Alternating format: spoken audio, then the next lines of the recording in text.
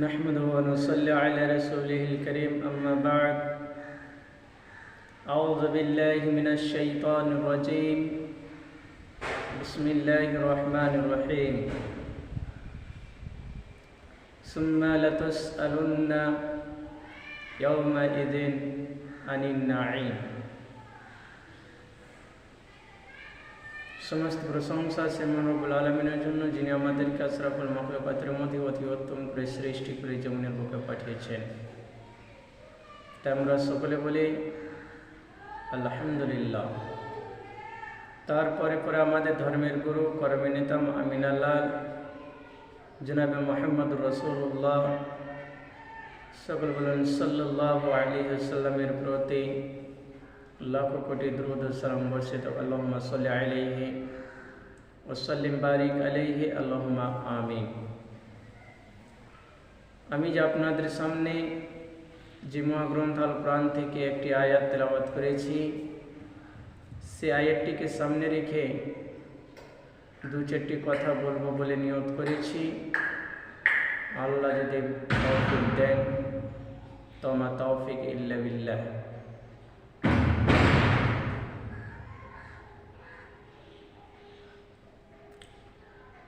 আমি যে বিষয়ের উপরে দু চারটি কথা বলবো বলে নিয়ত করেছি সেটি হলো আল্লাহ তাবারক ওয়া তাআলা কাল কিয়ামতের দিন নিয়ামত সম্পর্কে প্রত্যেক মানুষকে প্রশ্ন করবেন। আল্লাহ তাবারক ওয়া তাআলা আমাদেরকে যে নিয়ামত গুলো দান করেছে, কাল কিয়ামতের দিন আল্লাহ তাবারক ওয়া তাআলা আমাদের নিয়ামত সম্পর্কে জিজ্ঞাসা করবেন। নিয়ামত গুলি যে আল্লাহ তাবারক ওয়া তাআলা আমাদের যে শরীর যে সুস্থ করে রেখেছেন, আল্লাহ তাবারক ওয়া তাআলা আমাদেরকে অফুরন্ত নিয়ামত দান করেছেন।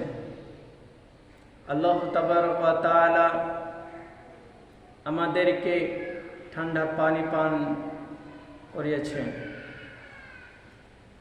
এক এক করে আল্লাহ তাবারক ওয়া তাআলা আমাদেরকে প্রশ্ন করবে। তাই আল্লাহ পাক রব্বুল আলামিন পবিত্র কুরআনুল কারীমের মধ্যে বলছেন, সুম্মা লাতুসআলুন্না ইয়াওমাইযিন আনিন নাঈম। সেদিন অর্থাৎ কিয়ামতের দিন তোমাদেরকে অবশ্যই নিয়ামত সম্পর্কে তোমাদের কাছে অবশ্যই প্রশ্ন করা হবে, জিজ্ঞাসাবাদ করা হবে। নিয়ামতগুলি কি?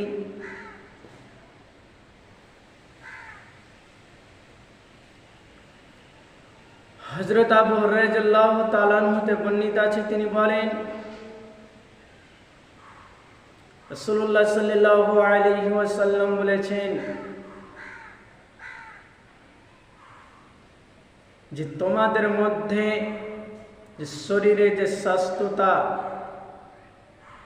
সুস্থতা অনুধাবন করছো, যে আল্লাহ তাবারক ওয়া তাআলা তোমাদেরকে সুস্থ জ্ঞানে সুস্থ অবস্থায় রেখেছেন এবং ঠান্ডা শীতল পানি পান করিয়েছেন, এই নিয়ামতগুলি সম্পর্কে অবশ্যই কাল কিয়ামতের দিন জিজ্ঞাসা করা হবে।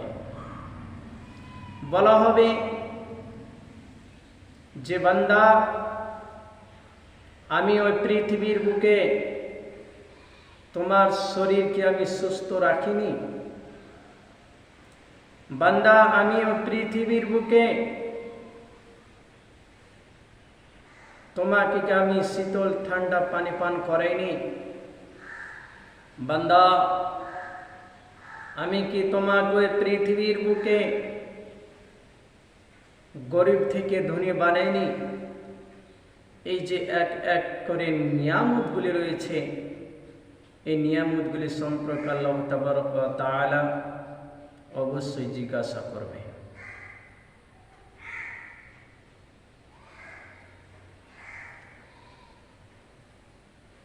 মানুষ এত নির্বোধ যে আজকে আমরা সে আল্লাহ তাআলার নিয়ামতগুলিকে পেয়ে আজকে আমরা আল্লাহকে ভুলে গিয়েছি, আল্লাহকে স্মরণ করি না। উদাহরণ, যে এই বর্তমান জামানায় এই দুনিয়ার বুকে কেউ যদি আমাকে কিছু দান করে, কিছু টাকা দেয়, তাহলে সে আমাকে উদ্দেশ্য নিয়ে, কোনো আশা নিয়ে, স্বার্থ নিয়ে আমাকে কিছু টাকা দেয়। কেন? যে সে পরকালে তার আশা আছে, তার ভরসা আছে যে আমি আজকে যদি তাকে দিই তাহলে হয়তো পরকালে আমি তার কাছে বা কিছুদিন পরে যখন বিজনেসম্যান হবে, বড় মানুষ হবে, তখন ওনার কাছে আমি কিছু পাব, বা কিছু কাজের বিনিময়ে সে কি করে, তাকে টাকা দেয়, উদ্দেশ্য নিয়ে, স্বার্থ নিয়ে টাকা দেয়। আর যখনই দিয়ে দেয় তখন আমি সে লোকটির কি করি, তার সামনে দণ্ডায়মান হয়ে আদবের সাথে, আখলাকের সাথে মাথা নত করে তার সাথে আমি কথা বলি, তাকে আমি সম্মান করি, তার কৃতজ্ঞতা প্রকাশ করি যে লোকটি এত ভালো, ও লোকটির বিনিময়ে আজকে আমি এতটা উঁচু লেভেলে উঠতে পেরেছি। মানুষের সামনে আমরা ওই লোকটির কৃতজ্ঞতা প্রকাশ করি, তার প্রশংসা করি, এবং সে যখন আমার সামনে আসে তখন তার সামনে আদবের সাথে মাথা নিচু করে আমি তার সাথে কথা বলি। কিন্তু আল্লাহ তাবারক ওয়া তাআলা আমাদেরকে যে নিয়ামতগুলি দান করেছেন, সেই নিয়ামতগুলিকে কোনো তিনি স্বার্থে দান করেছেন, কোনো উদ্দেশ্য নিয়ে দান করেছেন, কোনো আশা নিয়ে দান করেছেন? না, বিনা স্বার্থে, বিনা উদ্দেশ্য ছাড়াই আল্লাহ তাবারক ওয়া তাআলা আমাদেরকে এই নিয়ামতগুলি দান করেছেন।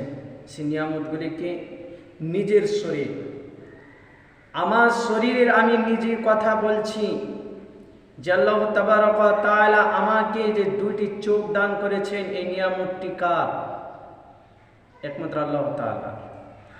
আমাকে যে দুটি কান দিয়েছে, এই দুইটি কান দেওয়ার কার? আল্লাহ তাবারক ওয়া তাআলা। আমার যে জবানটা দিয়েছি, আমি যে আপনাদের সামনে বকছি, বক্তব্য দিচ্ছি, এই নিয়ামতটা কার? আল্লাহ তাআলা। আমার পুরা শরীরে মাথা চাঁদি থেকে নিয়ে পাঁচ টাইলা পর্যন্ত যদি বলা যায় তাহলে শেষ করা যাবে না, এত নিয়ামত আল্লাহ তাবারক ওয়া তাআলা আমাদেরকে দান করেছে। কিন্তু এতগুলো নিয়ামত পাওয়ার পরেও আজকে আমরা এত হতভাগা বান্দা যে আজকে আমরা ধন সম্পদ, টাকা পয়সা পেয়ে, স্ত্রী পুত্র স্বজন পেয়ে আজকে আমরা কি করেছি? আল্লাহর নিয়ামতগুলি এবং আল্লাহকে স্মরণ করা থেকে গাফেল হয়ে গেছি, দূরে সরে গেছি। আজকে আমরা শুধু দুনিয়া আর দুনিয়া, দুনিয়া আর দুনিয়া, দুনিয়া আর দুনিয়া। কিন্তু আপনি জানেন না, এই দুনিয়া হচ্ছে বড় স্বার্থপর। এই দুনিয়া কাউরে চিনে না, এই দুনিয়া কাউরে জায়গা দেয় না। যতক্ষণ পর্যন্ত আপনার শ্বাস আছে ততক্ষণ পর্যন্ত আপনাকে মানুষ চিনবে, জানবে, আপনার কাছে আসবে। যখন আপনার শ্বাসটা, যখন আপনার রূহটা আত্মাটা বের করে নিয়ে চলে যাবে, তখন আপনার পাশে কেউ দাঁড়াবার থাকবে না, এমনকি আপনার পাশে সাথে কেউ যাবেও না। আপনি যতগুলো ধন সম্পদ, টাকা পয়সা, জমি জায়গা, বাড়ি গাড়ি সব কিছু করেছেন, এগুলো কি সাথে নিয়ে যেতে পারবেন? পারবেন কি? কখনো পারবেন না। এই জন্য আল্লাহ তাবারক ওয়া তাআলা যখন নিয়ামত সম্পর্কে জিজ্ঞাসা করবে, বান্দা আমি তোমাকে ওই পৃথিবীর বুকে অনেকগুলো নিয়ামত দান করেছিলাম, সেই নিয়ামত সম্পর্কে আমাকে আমার সামনে আজকে বল। সেই নিয়ামত সম্পর্কে তুমি আজকে আমার সামনে বলো। একটা হাদিস বলে শেষ করব। আব্দুল্লাহ মাসউদ রাদিয়াল্লাহু তাআলা আনহু হতে বর্ণিত আছে, তিনি বলেন যে রাসূলুল্লাহ সাল্লাল্লাহু আলাইহি ওয়াসাল্লাম বলেছেন যে কাল কিয়ামতের দিন, ওই কাল কিয়ামতের দিন 5টি প্রশ্ন, কয়টি? 5টি প্রশ্নের উত্তর না দিয়ে এক বিন্দু, এক ধাপ চুল পরিমাণ সামনের দিকে এগোতে পারবে না, এমনকি পিছন দিকে যেতেও পারবে না। কিয়ামতের দিন আল্লাহর বান্দারা এক ধাপ আগাতে পারবে না, যেখানকার সেই জায়গাটি থেকে দাঁড়িয়ে থেকে যাবে। বিন্দু পরিমাণ, চুল পরিমাণ একটু আগে বাড়তে পারবে না। সে প্রশ্ন জীবনের সওয়াল। আল্লাহ বলবেন, বান্দা আমি তো তোমাকে 70 বছর, 60 বছর, 70 বছর, 80 বছর বয়স দিয়েছিলাম তোমার জীবনে। সেই জীবনটাকে তুমি কি কাজে উপার্জন করেছিলে, কি কাজে ব্যয় করেছিলে? বলো, পারবেন উত্তর দিতে? কিয়ামতের দিন যখন আমাদের জীবনের সওয়াল সম্পর্কে জিজ্ঞাসা করা হবে, প্রশ্ন করা হবে, আমরা কি পারবো কিয়ামতের দিন উত্তর দিতে? পারবো না। এটা হচ্ছে প্রথম নম্বর প্রশ্ন। 2 নম্বর প্রশ্ন হলো যে আমাদের জীবনে যে একটা যৌবন কাল থাকে, আমাদের জীবনে যে একটা যৌবনের বয়স থাকে, যৌবন কাল থাকে, সেই যৌবন কাল সম্পর্কে আল্লাহ তাবারক ওয়া তাআলা জিজ্ঞাসাবাদ করবে, জিজ্ঞাসা করবে, প্রশ্ন করবে, বান্দা আমি তোমাকে 60 বছর বয়স দিয়েছিলাম, 60 বছর বয়সের মধ্যে যে তুমি যুবকের বয়স পেয়েছিলে, যৌবন কাল পেয়েছিলে, সেই যৌবন কালটাকে তুমি কি কাজে ব্যয় করেছিল? কি কাজে ব্যয় করেছ বলো। পারবেন উত্তর দিতে? পারবেন না। এটা হচ্ছে 2 নম্বর প্রশ্ন। 3 নম্বর প্রশ্ন হলো যে এতগুলো ধন সম্পদ, টাকা পয়সা, জমি জায়গা, বাড়ি গাড়ি আপনি পেয়েছেন, কিন্তু কোথা থেকে পেয়েছেন? আসলো কোথা থেকে? তুমি যে কোটিপতি টাকার মালিক হয়েছে, লাখপতি হয়েছিলে, সেই টাকাগুলো কোথা থেকে এসেছিল বান্দা? পারবেন উত্তর দিতে? পারবেন না। এটা হচ্ছে 3 নম্বর প্রশ্ন। 4 নম্বর প্রশ্ন হলো যে তোমার কাছে ধন সম্পদ এসেছিল, আমি তোমাকে লাখ কোটি, কোটিপতি, অনেক সম্পত্তির মালিক বানিয়েছিলাম, সেই টাকাগুলোকে, সেই মালগুলি, সেই সম্পদগুলি কি কাজে ব্যয় করেছিল? কি কাজে ব্যয় করে এসেছো? আমি যে তোমাকে এত টাকার মালিক বানিয়েছিলাম, সেই টাকাগুলিকে তুমি কি কাজে ব্যয় করে এসেছো আমার কাছে? এটা হচ্ছে 4 নম্বর প্রশ্ন। 5 নম্বর প্রশ্ন হলো ইলম। আমি যে ইলম হাসিল করেছি, আল্লাহ তাবারক ওয়া তাআলা আমার ভিতরে ইলম দিয়েছেন, জ্ঞান দান করেছেন। এই যে ইলমটা, এই জ্ঞানটা দান করেছেন, আমি কতটুকু আমল করলাম এবং কতটুকু আমল করলাম না, আল্লাহর জন্য আমি কি উপার্জন করলাম, আমি আল্লাহর জন্য কি নিয়ে গেলাম, কিয়ামতের দিন বলবে আর বান্দা, আমি তোকে একজন আলেম বানিয়েছিলাম, তোর ভিতরে আমি ইলম শিক্ষা দিয়েছিলাম, সেই ইলম শিক্ষা অনুযায়ী তুমি কতটুকু আমল করেছো? এই 5টি প্রশ্ন। এই 5টি প্রশ্ন যতক্ষণ পর্যন্ত উত্তর না দেবেন ততক্ষণ পর্যন্ত এক ধাপ আগাতে পারবেন না। আল্লাহ, এই 5টি প্রশ্ন